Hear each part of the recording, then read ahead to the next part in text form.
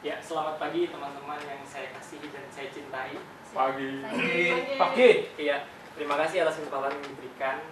Sekarang saya akan memaparkan jurnal yang sudah saya resum, yaitu resiko gempa bumi di Bangladesh, mengetahui penyebab, kerentanan, kesiapsiagaan, serta strategi mitigasinya.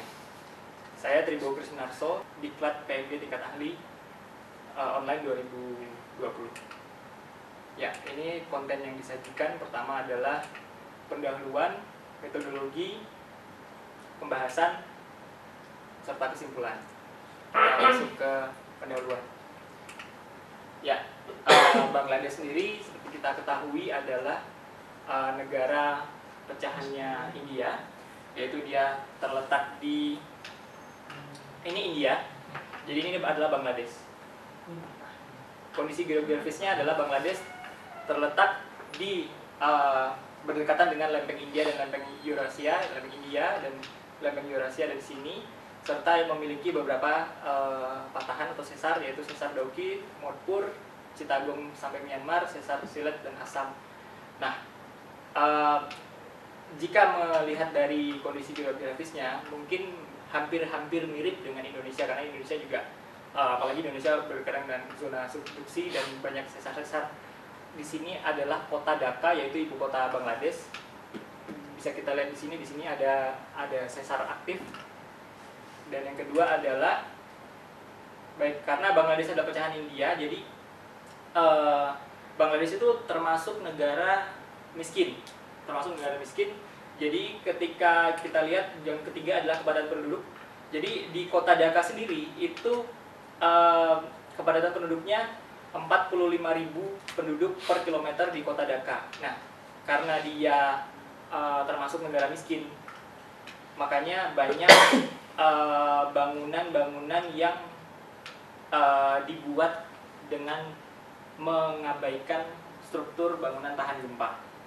Bisa dilihat jika mungkin di sini bukan apartemen ya, mungkin kita bisa katakan itu rusun gitu, tapi dengan masyarakat yang cuek dan mengabaikan keselamatan, jadi mereka juga bisa membangun bangunan yang tidak tahan gempa. Dan lemahnya adalah peraturan pemerintah. Jadi peraturan pemerintah di Bangladesh itu juga kurang tegas untuk hal-hal seperti ini. Nah, ini adalah gambaran kota Dhaka, di mana jika kita melihat yang kondisi geografisnya dekat dengan sesar aktif. Jadi bisa dibayangkan mungkin dengan gempa magnitudo 6 atau bahkan 7, mungkin bisa risiko yang ditimbulkan di kota Dhaka bisa sangat besar untuk keselamatan masyarakat. Metodologi yang saya gunakan pada penelitian ini, pada jurnal ini adalah pengumpulan datanya menggunakan data sekunder, yaitu mengambil jurnal-jurnal dari website dan jurnal ilmiah lainnya, serta analisis datanya menggunakan pengalaman konseptual dan kerangka teoritis. Ya, ini konsep kerangka kerjanya itu adalah mengetahui, yang pertama adalah mengetahui arti-arti dari berikut, yaitu gempa bumi, pesat gempa bumi, foreshock, aftershock, gelombang seismik, magnitudo, intensitas, dan lempeng tektonik. Dan intensitas biasanya bisa dikenal dengan 1 sampai 12 ya, yang kita ketahui ya. Lalu pembahasan pertama, kita mengetahui dulu risiko gempa bumi di Bangladesh, yaitu adalah risiko gempa buminya karena terletak di dekat banyak lempeng-lempeng dunia, yaitu lempeng Eurasia dan lempeng India, serta juga dia punya zona sesar aktifnya ada beberapa, dan itu menimbulkan risiko gempa bumi di Bangladesh menjadi sangat tinggi. Yaitu geografis Bangladesh hampir sama. Ini ada beberapa sesar ya, mungkin ada lempeng-lempeng itu sendiri. Nah, ini juga kelemahannya itu kepadatan penduduk dan kurangnya area. Maksudnya jalan-jalan di Bangladesh kan jalan-jalan sempit ya, jadi itu juga menambah risiko ketika mungkin ada gempa bumi, dan kemudian karena bangunan-bangunan tinggi, jalan sempit, mungkin orang bingung untuk evakuasi kemana, yaitu untuk dan menimbulkan korban jiwa yang besar. Ya, ini juga salah satu kelemahannya, banyaknya bangunan bertingkat yang tidak sesuai prosedur dan lemahnya penegakan aturan. Ini kurang jelas ya. Peta zonasi yang dibuat oleh Bangladesh University of Engineering and Technique, yaitu tahun 93. Dia udah membagi Bangladesh itu menjadi 3 zona, yaitu zona 1 itu yang di sini ya, itu kira-kira magnitud gempanya maksimalnya adalah magnitud 7, dan yang kedua itu zona kedua yaitu magnitud 6, dan zona ketiga itu magnitud.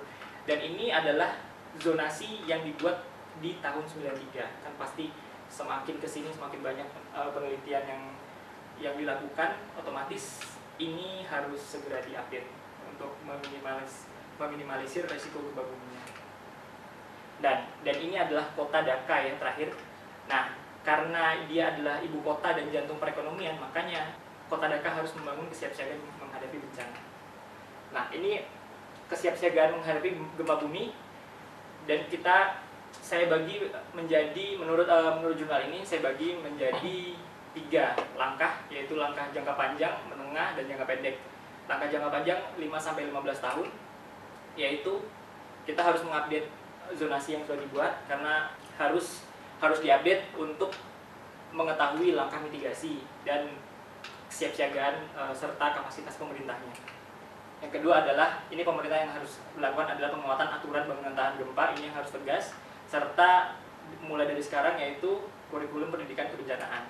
Langkah jangka menengah 1-5 tahunnya yaitu karena bangunan yang sudah ada yang tidak sesuai dengan standar, alangkah baiknya yaitu memperbaiki struktur yang sudah ada, di perkuatan strukturnya itu harus ditambahi. Yaitu kedua adalah membangun kesadaran dan kesiapsiagaan masyarakat. Ini langkah jangka menengah yang dapat dilakukan. Yang untuk langkah jangka pendek adalah yaitu saat ini yang harus dilakukan adalah meningkatkan kesiapsiagaan individu masyarakatnya. Karena langkah jangka panjangnya ini mungkin akan dilakukan lama ya. Pemerintah juga membuat aturan itu lama, tapi kita harus menyiapkan langkah jangka pendek, yaitu apa yang harus dilakukan sekarang, yaitu adalah mempersiapkan masyarakat yang tinggal di lingkungan seperti ini, yaitu mulai dari langkah sederhananya adalah ketika mungkin di rumahnya itu ada perabot yang bergantung dan itu berat, ketika terjadi gempa bumi kan akan risiko terjatuh ya. Jadinya harus memasang dengan sedemikian rupa agar tidak terjatuh, memperkuat struktur bangunannya sendiri, dan jika di lingkungan seperti ini ataupun di rumah, tahu exit door atau pintu keluar terdekat dan tahu cara evakuasinya harus kemana gitu. Dan strategi mitigasi dan penyelamatan gempa buminya adalah, pertama adalah pelatihan kebencanaan, ini strategi mitigasinya ya, pelatihan kebencanaan. Kedua, mendukung organisasi kebencanaan non pemerintah, karena misal pemerintah sendiri dengan banyaknya masyarakat itu kewalahan, mereka harus dibantu dengan organisasi non pemerintah yang bergerak di bidang kebencanaan.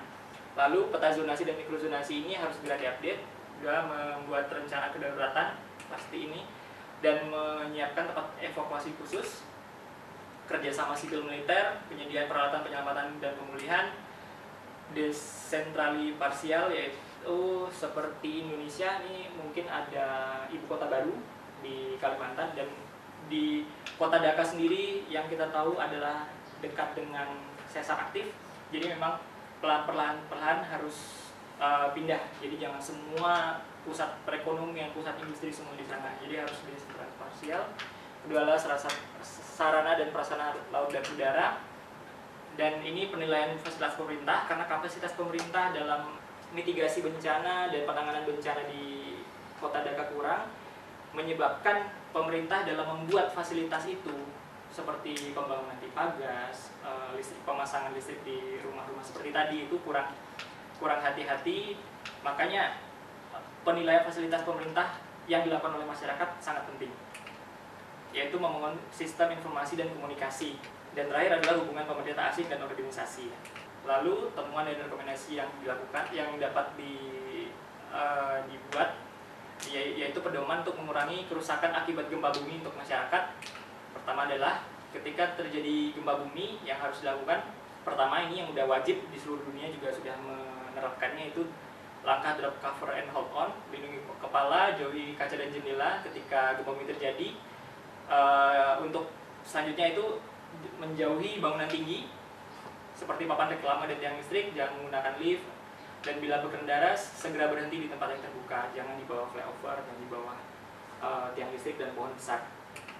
Yaitu setelah gempa bumi terjadi, sebisa mungkin jika kita sudah memeriksa keadaan diri kita, yaitu pertama adalah memeriksa keadaan diri kita dulu, baru kita bisa menolong orang lain. Lalu jika misal di rumah kita melihat ada api kecil, itu sebisa mungkin kita harus matikan ya. Misal ada percikan-percikan itu dan misal ada kompor dan sumber api lainnya, kita juga harus matikan.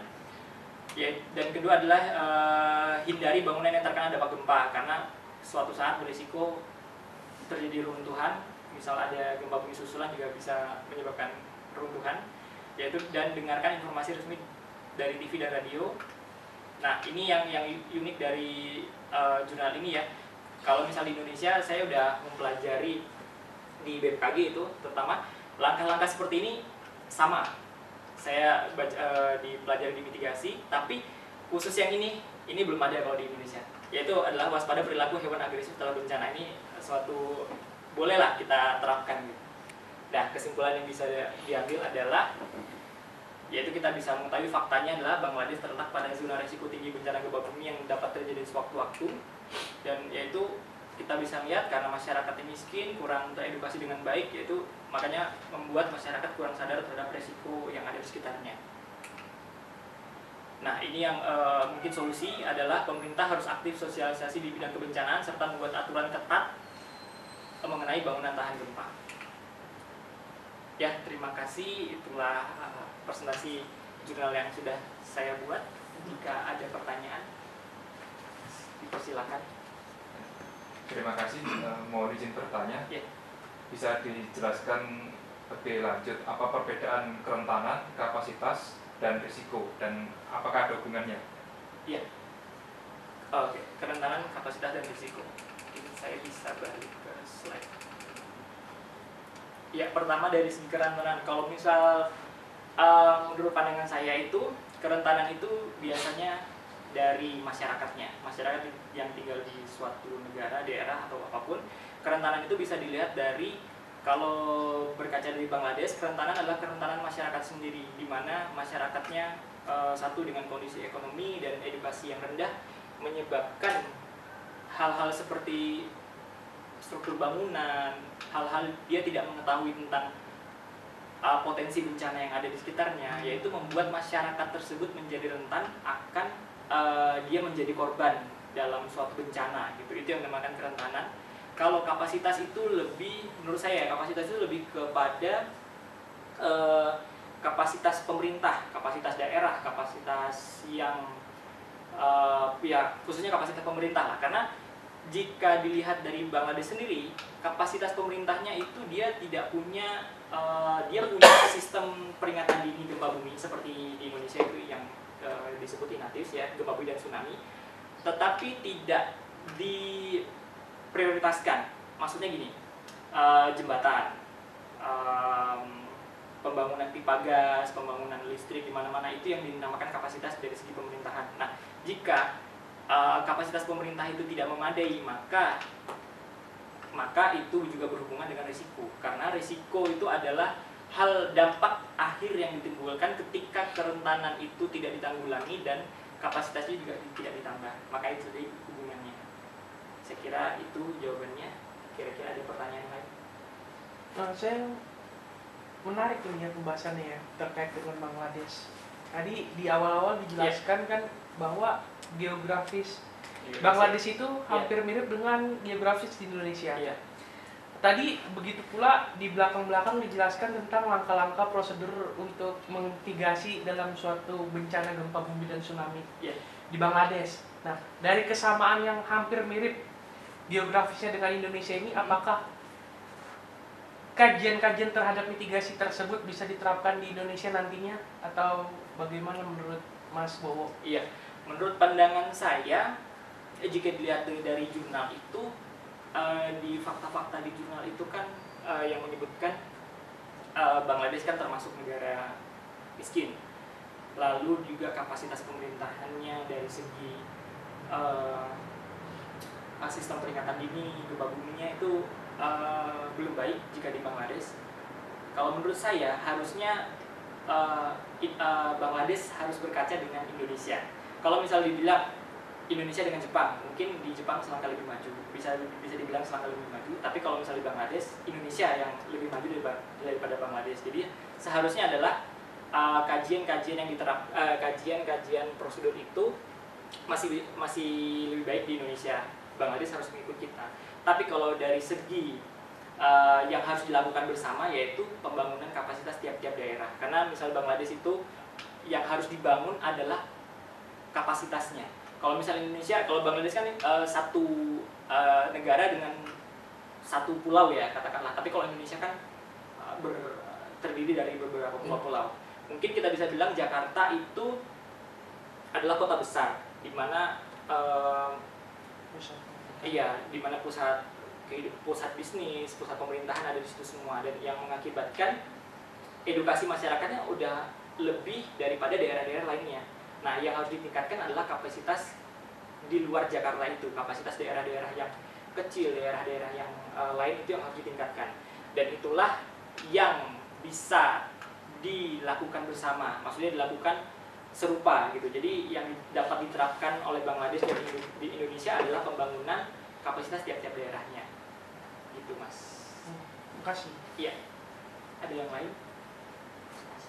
Sepertinya cukup. Ya, cukup ya. Cukup jelas. Oke, terima kasih atas partisipasinya, mau mendengarkan presentasi saya. Saya ucapkan selamat pagi dan salam sejahtera, sukses buat kita semua. Ya, terima kasih.